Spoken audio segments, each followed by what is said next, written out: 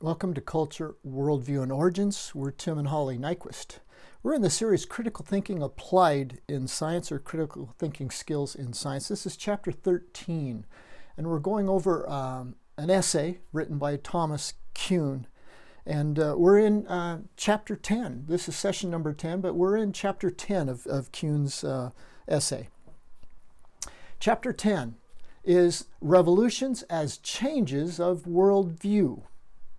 So obviously, Thomas Kuhn is thinking that science does not operate as a direct relationship of mind to data, raw data, but that there is something that interprets, something that influences the interpretation of that data. Examining the record of past research from the vantage of contemporary historiography, the historian of science may be tempted to exclaim that when paradigms change, the world itself changes with them.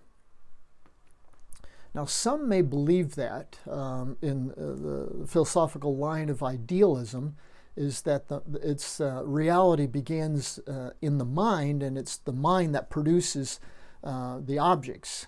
But I don't believe this is the case. Here is that the world seems to change almost like it's the world that's changed, when actually it's been the perspective of the scientists. Reading it again, the historian of science may be tempted to exclaim that when paradigms change, the world itself changes with them. The historian may be tempted, but it's that much of a revolution, that much of a change, just by changing our perspective on things, how it changes how we perceive things. Insofar as their only recourse to that world is through what they see and do, we may want to say that after a revolution, scientists are responding to a different world. So he's saying our only recourse to know the world is through our perception of that world. And if our perceptions change, then it's as if the whole world has changed. If we go into looking at the world with a certain set of blinders, scales, parameters, then we're only going to see what those parameters allow us to see. Our mind is fantastic.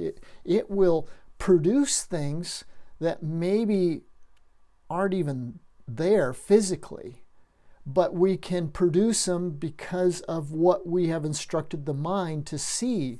And that's what some people have accused Christians of being, or those that believe in the paranormal. Paul Kurtz has said, Paul Kurtz does not believe in the paranormal, Paul Kurtz has said that those that see the paranormal are the ones that first believed in the paranormal, therefore their testimony is not to be depended on, not to be not true, because they believed first in the paranormal and then they saw it. And it's kind of like, well, that's the way it is with the rest of us, is that we see what we're prepared to see. And that's why in science, when there is an anomaly, when a scientist is not prepared to see that, and when he does see it, then it must be real, because it is outside of his box of perception and he still saw it. Only after a number of such transformations of vision does the student become an inhabitant of the scientist's world, seeing what the scientist sees and responding as the scientist does. Only after a number of transformations of vision does the student become or enter into the world of the scientist. A student that is studying to be may come to the studies with different ideas, a different worldview. But to be able to work in that field of science, he has to be transformed to the worldview of that science. and to be able to work with his colleagues and other scientists. They all share the same worldview, meaning they all see the same world. They all see the same problems, and they will all come to similar solutions. Let me back off here a little bit. The world that the student then enters is not, however, fixed once and for all by the nature of the environment on the one hand, and of science on the other. Rather, it is determined jointly by the environment and the particular normal scientific tradition that the student has been trained to pursue. The world that the student now enters is not fixed for all, not fixed once and for all, by the nature of environment on one hand and science on the other. Not too sure. I'd like to give a little spin on this. If we're using two hands, then that means maybe we could see nature over here in one way, and then we could do science, on the other hand, over here. And I don't know if that can be, as Richard Dawkins accused the theistic evolutionists of being, in that they practice science during the week through methodological naturalism, and then on Sunday they go to church and worship God, which now is a counter instance to or theories of their scientific work Monday through Friday. And so what Kuhn is saying here, rather it is determined jointly by the environment and the particular normal scientific tradition that the student has been trained to pursue. So it's not two-handed. It's not one hand on this and on the other hand science. But it is not handed, but it is jointly determined by the environment and the particular normal scientific tradition that the student has been trained to pursue. I'm not sure if this is what Thomas Kuhn was referring to, but in the science world, yes, there is disdain for the scientist that practices during the week according to the scientific paradigm, and then on Sunday goes to church, meaning that you have just counter reflected on what you say you believe in Monday through Friday, and now you're practicing something else. Whereas on the one hand you have nature, on the other hand you have science, and it's kind of like, no, they're joined together, the two hands, and that the jointly by the environment and the particular normal scientific tradition that the student has been trained to pursue. Surveying the rich experimental literature from which these samples are drawn makes one suspect that something like a paradigm is prerequisite to perception itself.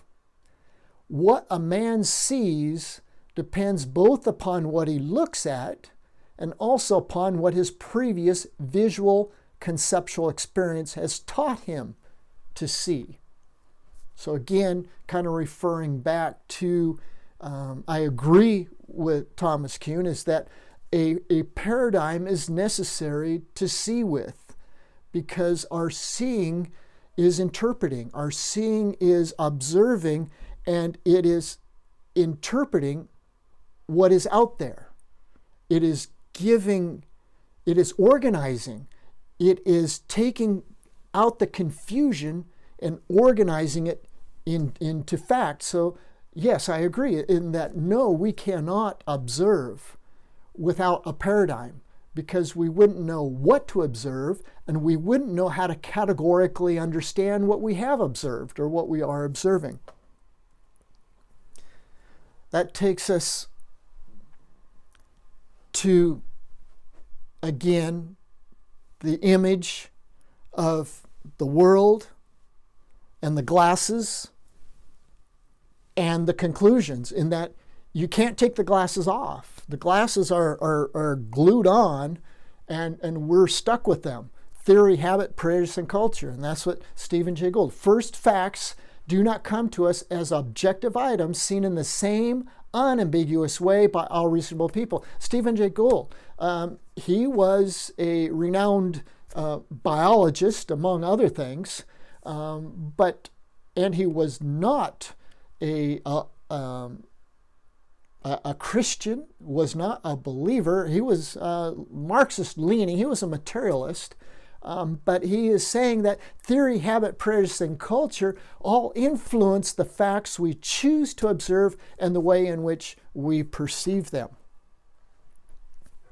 So again, we're just looking at that Kuhn is actually introducing these concepts, that science is not accumulative. Science is not a one-to-one direct relationship with the data, but that it is has episodes of development that he has termed as revolutions, and that even with those revolutions, it is not a direct interpretation or direct contact with the raw data, but that there is a filter between us and the data, which when we change the filter, it looks like we changed the whole world, that the whole world looks different. A celestial body that had been observed off and on for almost a century and was seen differently after 1781, because like an anomalous playing card, it could no longer be fitted to the perceptual categories. The only categories they had at that time was star or comet. So when they were observing the heavens, it was either a star or a comet. And with those conceptual categories, it limited what could be seen, provided these were provided by the paradigm that had previously prevailed. The very ease and rapidly with which astronomers saw new things when looking at old objects with old instruments may make us wish to say that after Copernicus, astronomers lived in a different world, or at least maybe with different heavens. In any case, their research responded as though that were the case. So now that they have the change from Copernicus to Copernicus, now he's like, okay, it's like they saw a new world out there. They saw new things because they had new categories to be able to put them into and understand what they were. Given a paradigm, interpretation of data is central to the enterprise that explores it. But that interpretive enterprise, and this was the burden of the paragraph before last, can only articulate a paradigm, not correct it. Okay, so given a paradigm, interpretation of data is central. The central part of the paradigm is the interpretation of the data, and that is made through the glasses. Just naturally, as you're looking at the data, you are interpreting it, or it's becoming interpreted through those lenses as it enters your mind. And so how then he's saying that the burden of the paragraph before last can only articulate, that the data can only articulate a paradigm, not correct it. Paradigms are not corrigible by normal science at all. Instead, as we have already seen, normal science ultimately leads only to the recognition of anomalies and to crises. So the paradigm only allows you to recognize what doesn't fit, but it doesn't allow you to understand it or to categorize it, why it doesn't fit, because it's outside the paradigm. The paradigm has no category for it just like before Copernicus, they only had stars or comets. And if what they saw wasn't either one of those, then they didn't see anything. But until there was new categories, then they began to see more things. Whatever he may then see, the scientist after a revolution is still looking at the same world. Okay, so Thomas Kuhn affirms, okay, it's not because of that a change of paradigm, that just because it's a change in the mind, therefore the mind generates a whole new world. Thomas Kuhn is saying whatever he may then see, the scientist after a revolution is still looking at the same old world. But he's seeing it differently. He's seeing it through the lenses of a new paradigm. And that paradigm, which includes theory and habit and prejudice and culture, all influence what the conclusions are, or what he concludes that he actually saw, and what is actually there. Chapter 10, session number 10, Thomas Kuhn, critical thinking. And we're Tim and Holly, and if you'd like to communicate with us, you can through the addresses on the board. But thank you again for accompanying me, and hope to see you in the next session.